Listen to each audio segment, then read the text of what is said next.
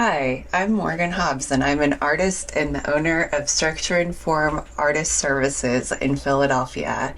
And when I heard that John Thornton was having an exhibition at Gallery 222 in Melbourne, I knew that I had to reach out and get an interview with him right away. John and I are both alumni from the Pennsylvania Academy of the Fine Arts. And in 2018, I learned about John's YouTube series, profiling artists and their work, when he received the Alumni Service Award during a graduation ceremony. Then later, when I worked at Gross McLeaf Gallery, I got to know John a lot more because he covered a lot of the Gross McLeaf artists. So I knew I had to turn the tables on him and put him in the hot seat to talk about his paintings. How do you feel being in the hot seat this time? It feels great. Morgan, thanks so much for doing this. What would you like to know? The paintings in your Melbourne show are all a part of what you refer to as your crime series. They were made after you and your wife Nancy experienced a robbery, being held up at gunpoint. Yeah, it really shook us up. But we lived to tell the tale, unlike so many other victims of American gun culture. But still, the experience left me feeling profoundly powerless and precipitated this body of work. The robbery happened a week before Christmas in 1994, and I worked on these paintings for the next 7 years. To you, what function did these paintings serve? Did they help you process the experience of being the victim of a crime? Yes, I think working on them did help me. Oddly therapeutic. I think I wanted to make fun of the horror, which would somehow put me back in control. Do you want to talk a little bit more about these paintings? They're part of a long tradition of paintings that tell stories of human experience. Narrative figure painters often have a vision of humanity that is heroic, noble, and tragic. Mine is the opposite. My characters are weak, self-serving, easily deluded, and alternately frightened or violent. But I hope they're also oddly likable, radiating a dark comedy. I was very taken by Tom Stoppard's play, Rosencrantz and Guildenstern Are Dead, which focuses on two minor characters from Hamlet, clueless guys who lacked any agency. I'd also add that my little tableaus are intentionally artificial. This is not realism, and there's nothing naturalistic about them.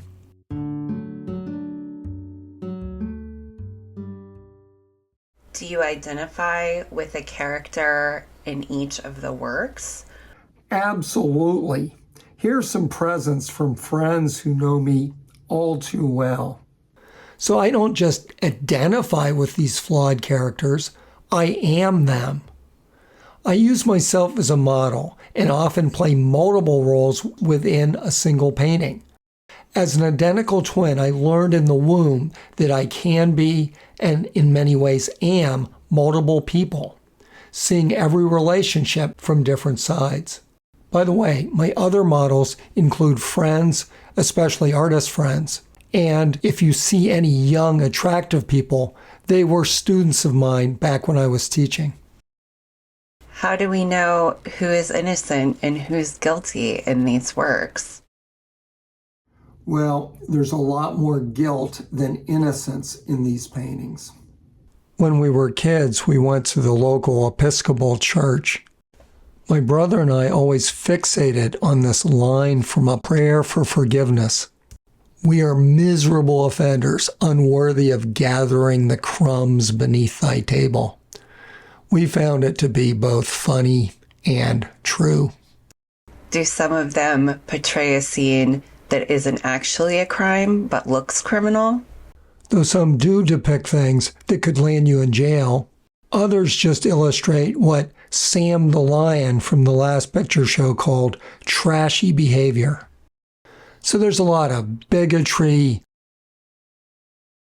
self-harm, and sexual behavior just shy of assault. Plus, I throw in a ton of old-fashioned, screwed-up relationships. In many of the paintings, there's a figure or two in the background, seemingly unaware of what's unfolding right in front of them. What function do they serve in the works? W.H. Auden has a wonderful poem about Bruegel's painting The Fall of Icarus. As this miraculous bit of suffering plays out, a boy falling from the sky to his death, oblivious peasant farmers go about their day, not caring a whit about it. We may be the star of our own movie, but we should never assume that other people are going to buy a ticket to see it. Different scenes are portrayed in many of the different paintings. Some of them seem almost set up like characters on a stage. Others seem surreal or almost like a storybook setting. What kinds of choices were you making when you were thinking about the settings? I love the genre of figures in landscape. And my settings are mostly from Delaware County outside of Philadelphia and Ocean City, New Jersey. Some are very gritty places, like a parking lot in Upper Darby. Others are solidly middle class, like where we used to live in Swarthmore, Pennsylvania. The more dreamlike ones tend to be composites of different places, real and imagined. Though I had extensive experience painting from life, I relied on photography and imagination for these paintings.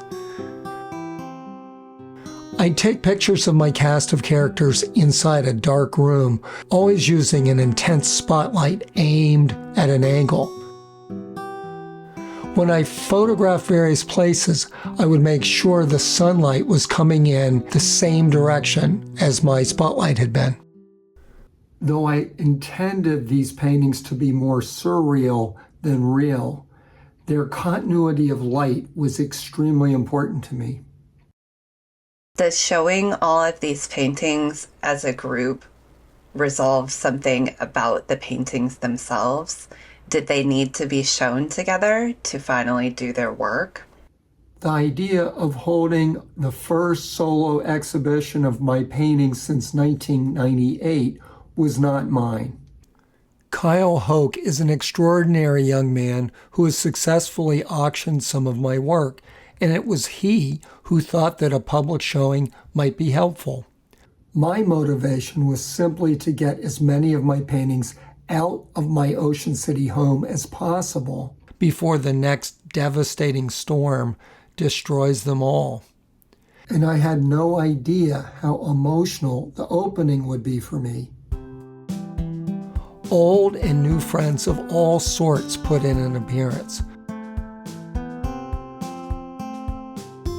Artists,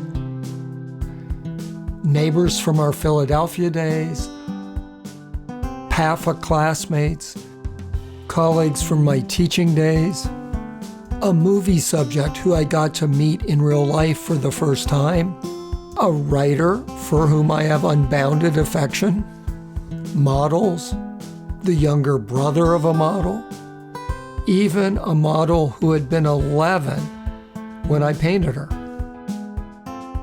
And of course, beloved relatives, some of whom, like my wife and twin brother, couldn't make it, but I FaceTimed them instead.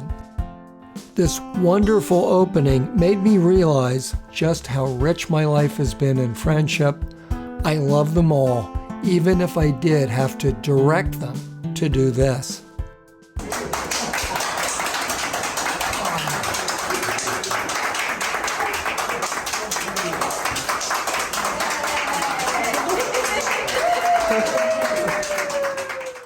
John, do you still have an active painting practice? I do not.